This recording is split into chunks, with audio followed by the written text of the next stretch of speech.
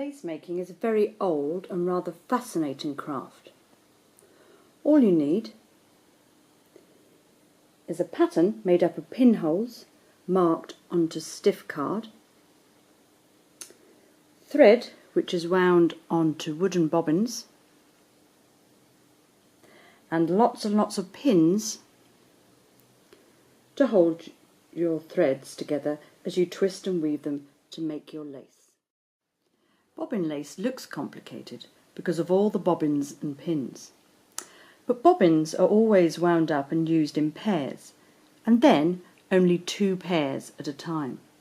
So although I have 34 pairs or 68 single bobbins on my pillow, I am only ever using 4 bobbins or 2 pairs at any one time.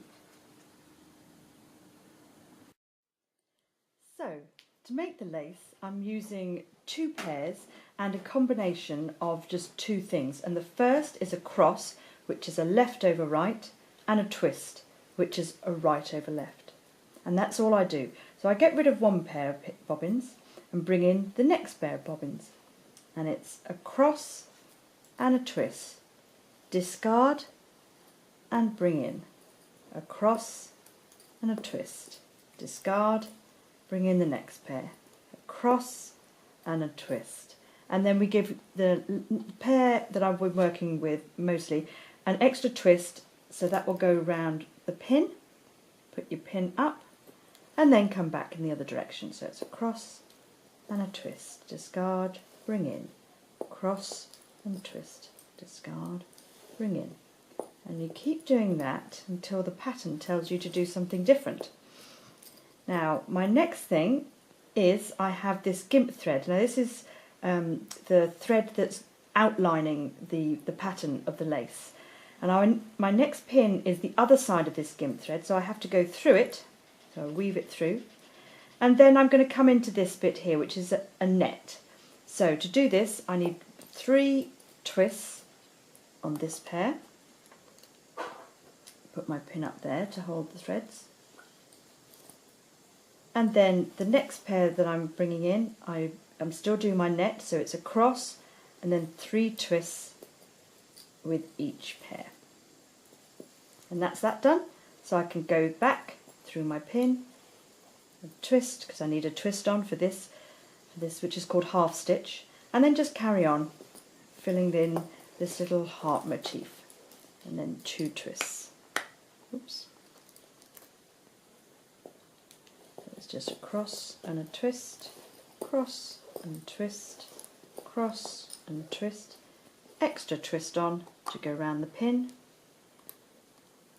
put the pin up, and then carry on back in the other direction. And we keep doing that until we've no pinholes left, which is about there. And then we do what's called covering the pin, so it's just a cross and a twist, just the stitch, and that's it. That's that little bit done. And then we're going to work out where we start again. So we're going to start from here, and it's another stitch, but it's still using the cross and the twist. And this time it's called hole stitch, or sometimes it's called cloth stitch, because once you've done it, it looks more like cloth, it's woven cloth.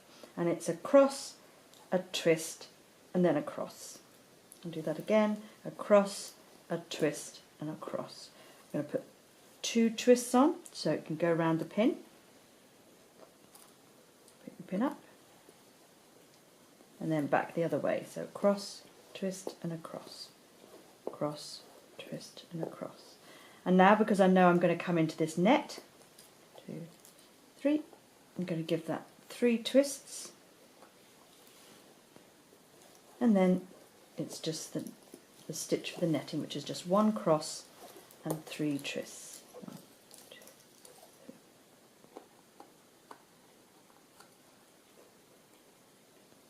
And it really is just as simple as that, I say, but it's just remembering it all. And 3 twists. So then, doing it at full speed, or almost full speed, it takes a little bit of time to get up to full speed, it will look something like this.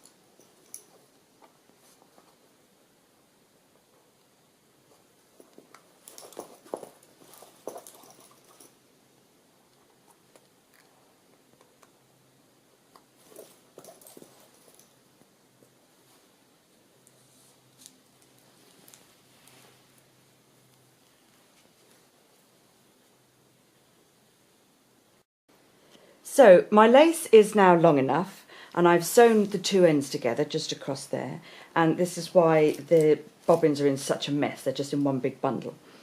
Now, before lifting the lace off the pillow, I've left it for a few days for the threads to set around the pins and hold the shape of the lace. Finally, the moment of truth. We take all the bobbins and we cut them off like that. There is no going back from now. Next, we take out all of the remaining pins.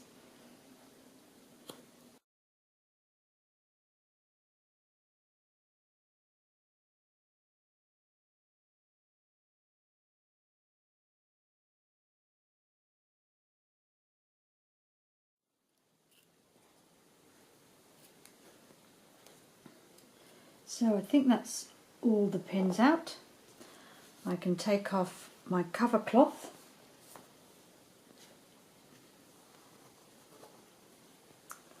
And here you go. So turning it over, because you always work from the wrong side. Oh, it's still got a pin in there. And what a difference it makes with all the pins gone. So the lace is finished. You can see it close up there. It's been joined, it's been neatened. I've threaded some elastic through. There it is. And that's to hold the garter in place. And I've also threaded some blue ribbon for the something blue. And that's just to make it look a little bit prettier.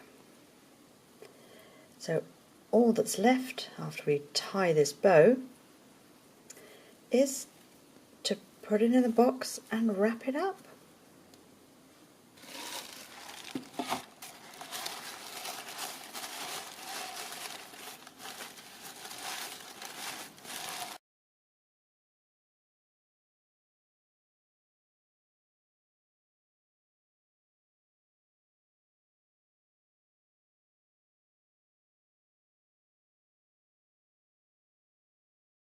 And there it is, all ready for the big day. Congratulations.